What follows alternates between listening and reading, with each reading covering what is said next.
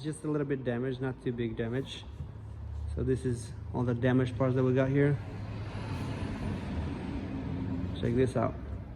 Fender's ripped in half. It's a plastic fender for sure. It got the LS2 engine in it. Sounds heck, but check this out. That's heck sick. The hood is a little bit damaged as well, but I think we can fix this. If not, we'll replace it. Not a big deal. Bumper is damaged as well. No suspension damage, surprisingly. Very nice, very nice.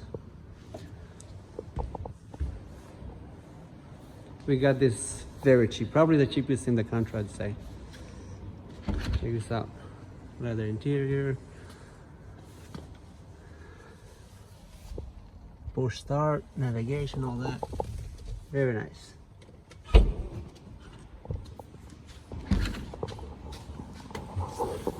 See how it sounds. Ooh, that's hecka nice.